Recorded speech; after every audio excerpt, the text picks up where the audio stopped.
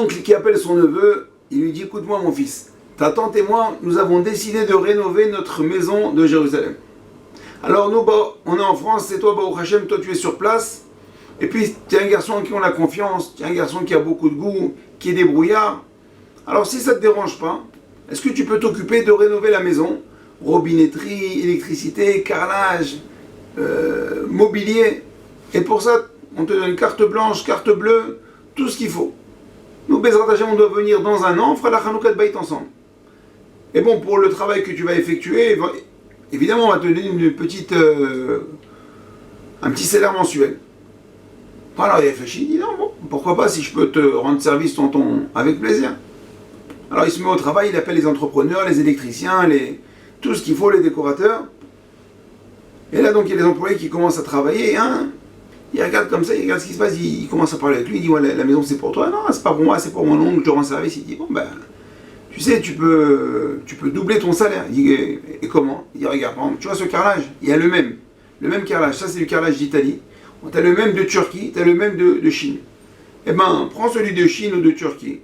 D'accord? Et la différence, ben, tu la gardes pour toi. C'est pareil pour les robinets, c'est pareil pour chaque chose, il y a les imitations. Il dit non, quand même, c'est mon oncle, je ne vais pas lui faire ça. Écoute ce que je te dis. Ne fais pas tu as une occasion devant toi. Il réfléchit à chaque fois, l'autre il lui dit la même chose, il lui dit la même chose, jusqu'au jour où il cède.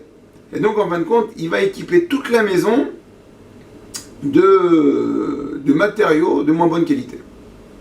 Bon, et comme ça, les travaux avancent, ça avance, et il finit Baruch Hashem toute la maison. Il appelle son oncle, il dit c'est bon tonton, on peut faire la Chanoukat Bayit quand tu veux à partir d'aujourd'hui, tu peux venir aujourd'hui, demain, la semaine prochaine. Il dit ouais c'est bon, on prend les billets, on arrive. Il faut une belle Chanoukat Bayit longue comme ça, regarde la maison, comme ça, flambant la fille, il dit Blainara sur toi, tu l'as fait une maison, un palais.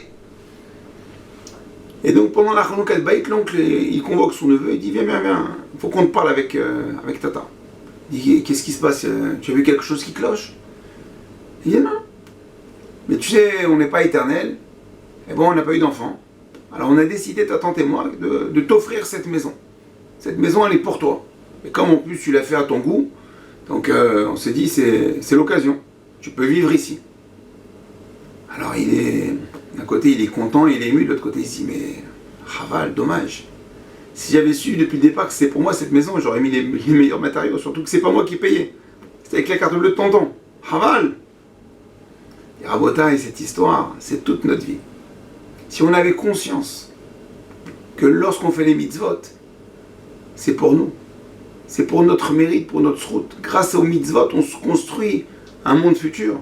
On construit notre maison, notre palais dans lequel on va vivre. Alors on ne ferait pas les mitzvot à moitié. On ne prendrait pas des choses, des raccourcis. On se lèverait de façon automatique le matin. On courrait pour aller faire les mitzvot. On courait pour aller au Beth Midrash, pour aller étudier la Torah, pour faire une daf de Gemara. Mais justement, on n'a pas conscience. On pense que quand on fait une mitzvah, on rend service à Hachem, on rend service au rabbin de la communauté pour aller compléter le minyan. Non, c'est faux. Les mitzvot sont là justement pour nous. Comme il a dit. Il était dit dans la Mishnah. Rabbi Hanina ben Akash Omer, Ratza Kadosh Baruch Hu les Zakot Israël, les Ficha, Irba Lahem Torah Mitzvot. Kadosh Baruch Hu il a voulu rendre méritant les Bnei Israël, c'est pour ça qu'il a multiplié les mitzvot. Le fait qu'on a 613 mitzvot, c'est 613 occasions de nous rendre méritants et de construire encore une plus belle et encore une plus belle maison, encore une autre pièce, encore une autre pièce, encore un jacuzzi, encore une piscine.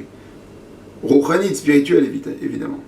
Alors Bezrat Hashem, qu'on prenne conscience de ça et que l'on puisse faire la plus grande mitzvah du moment. C'est quoi la mitzvah de Elul? C'est la mitzvah de la Teshuvah. Alors qu'on ait le mérite de prendre conscience que cette Teshuvah, c'est pas pour faire plaisir à Kadosh Baruch Hu, c'est vrai que ça lui fait plaisir, mais c'est pour nous.